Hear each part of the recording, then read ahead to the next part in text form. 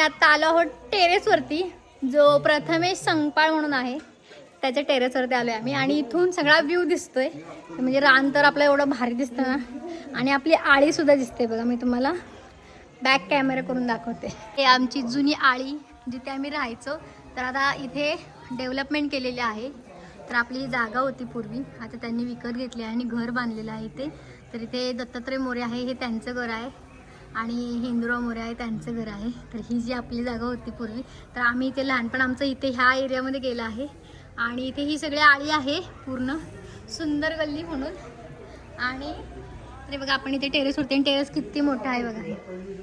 तर इकडे आता हे हरकलेत हे सगळं बघून. शेत शिवार सगळं त्यांना आवडले खूप. चांदक चांदक जे म्हणते ते हेच. आणि इथे बघा लहानपणी इथे विहीर होती, त्या विहिरीने आम्हाला एवढा सपोर्ट केला ना. एवढ्या दुष्काळाच्या भागामध्ये विहिरीच्या भरोश्यावर आम्ही राहायचो. त्यामुळे ती विहीर बघा आता पूर्ण कव्हरअप केले खरं, ही पत्र्यांनी झाकलेली आहे ती. पण ही विहिरीची खूप आठवणी आहेत. मी म्हणेल की खूप तिने जगवले आम्हाला. त्यामुळे खास तिच्याकडे पाहिलं पण पाहिजेत, कारण आता एवढ्या सगळ्या डेव्हलपमेंटमध्ये जुन्या गोष्टींकडे कोण बघत नाही. मी म्हणते की नाही, मला बघायचं आहे, मला आठवणी काढायच्या आहेत. त्यामुळे स्वाती काकी गावाच्या पाठीमागचं जे हे काय शेत आहे, तरी बघा आमच्या घराच्या बाजूलाच इथे पाठीमागे जी मी आता विहीर सांगितली, विहीर म्हणजे ते आड आहे खरं. आड म्हणजे छोटूसा आड असतो. त्या आडाने आम्हाला खूप मी म्हणेल की जगवलं. त्यामुळे आडाबद्दल मी एक कृतज्ञता व्यक्त करते की आज तो दिसत नाहीये बघा, पत्र्यामध्ये झाकून गेलेला आहे. पण जेव्हा दुष्काळ होता खरंच, आम्ही रात्रीचं पाणी वगैरे असं काढून आणायचो. नंबर असायचे, बादल्या असायच्या, तेव्हा बादल्या अशा ओढायचे. आणि तेव्हा खूप मेहनत असायची. आणि सगळ्यांनाच पाणी तर लागतंच, घरकाम हे ते सगळं. इतकं त्रासामध्ये पाणीचा प्रॉब्लेम होता ना तेव्हा. तर आडाने आम्हाला जगवलं. आणि इथे पाठीमागे जे हे रान दिसते ना तुम्हाला, इथे प्रत्येक वेळेस काही ना काही सीझन वाईज पिकं असायची. आणि इथे उन्हाळ्यामध्ये पूर्ण शेत मोकळा असायचा. मग आम्ही इथे मातीची भांडी बनव, इथे निरगुडीची झाड असायची बांधावरती, मग तिथे देवळच बनव, मग पिंड बनव, मग एकारती लाव. आणि इतकं भारी भारी इथं कुठेही आपलं घर बनवायचं, भांडी गुंडी जर सगळं बालपण आमचं ना इथे गेलेलं आहे. हा परिसर आता डेव्हलपमेंट झाली, आता मोठी मोठी घरं इथे बांधली गेली आहे. त्यामुळे ते जे आहेत ना ते ओरिजिनल आता ते काही राहिलं नाही इथे. पण तरी पण मी म्हणेल की हाच जो परिसर आहे जिथे आम्ही बालपण जगलो, त्या एक आठवणी होत्या. तिथून डायरेक्ट आम्हाला मागचा रस्ता होता रोडला. त्यामुळे सायकलिंग शिकणं, ह्या रोडला पाठीमागे सायकल चालवणं, तर खूप सारी धमाल मस्ती जे काय आम्ही जगलो ना तर ह्या परिसरामध्ये.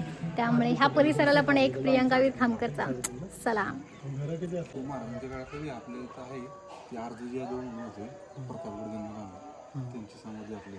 हा का, ते घुमट्याचं मंदिर येते का? तर एक इतिहास सुद्धा आहे आपल्या गावाला, चांदकला एक समाधी आहे. त्यांना असं वाटतं हे गाव आहे ना महाराजांच्या काळातलं असल्यासारखं असं बसवलंय. आणि खूप सुंदररित्या त्यांचं असं एक रिव्ह्यू आहे हा. पण हे गाव पूर्वीपासून आहे. आणि आता डेव्हलपमेंटमुळे आता जास्त मी म्हणेल की चांगलं झाले, प्रगत झालेलं आहे. शेतीवाडी, शाळा, पाणी, मंदिरं सगळं काही बांधकाम आहे. अजून प्रोग्रेस व्हावी अशी मी सदिच्छा व्यक्त करते. आणि आम्ही असंच गाठी बिटी घ्यायला येत राहू. आता सगळ्यांना भेटून खूप छान वाटलं, बरं वाटलं. धन्यवाद. आमची आई असती तर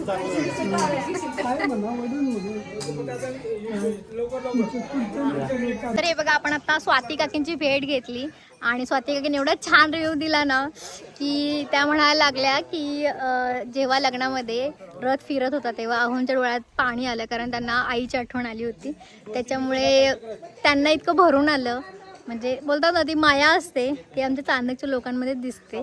आणि म्हणूनच माझा एक जिव्हाळा आहे चांदकच्या इथे, कारण खूप सगळी माणसं आमची मायाळू आहेत. आणि चांदकच्या जावेनं त्यांनी एकदम आपलंसं करून घेतलं आहे. की चांदकची जावी पण हरकले आहेत. एवढी माणसं, एवढ्या जिव्हाळा बघून खूप सुंदर, खूप छान.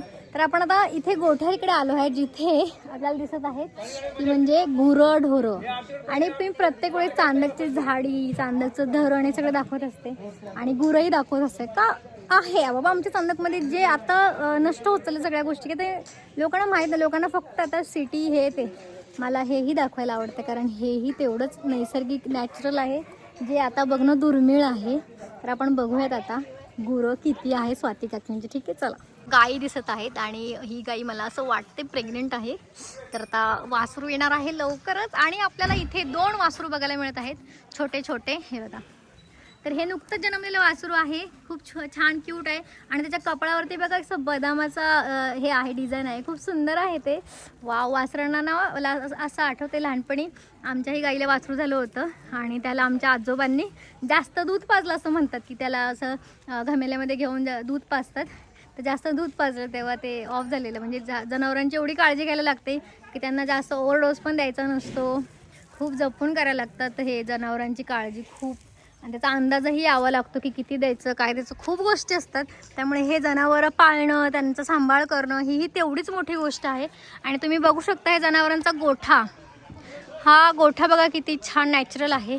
नॉर्मल जनावरांना पूर्ण ऊन लागू नये आणि वैरण मिळावी म्हणून हेच त्यांनी सगळं असं घरच्या घरी आपलं जे आहे ते घरच्या घरी तुम्ही बघाल. आणि हेच नॅचरल आहे मी म्हणेल. हेच जास्त मी म्हणेल की श्रीमध्ये बघा पाटी, हे शेण, हे ते वैरण सगळं काही तुम्हाला इथे बघा. वैरण बघा इथे आहे.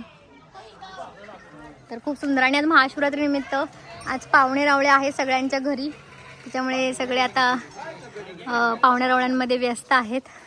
हे बघा असं आमच्या गावच्या साईडला पाणी भरतात, ते किती मस्त. तर प्यायचं पाणी आहे त्यामुळे बघा गाळून घेतलेलं आहे आणि विहीर खूप खोल आहे बघा. पाणी दिसतंय तुम्हाला. तर खूप मोठी विहीर आहे त्याच्यामुळे इथे सिक्युरिटी पण आहे. खूप सुंदर. हा काय? हा तेव्हा म्हणले स्वाती म्हणली बघ या कार्यक्रम म्हणलं किती आवाज बी भारी आहे आणि किती कलाबाज आहे असं मी म्हणते.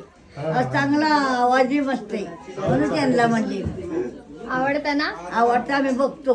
बघता असं प्रेम करत राहा आम्हाला.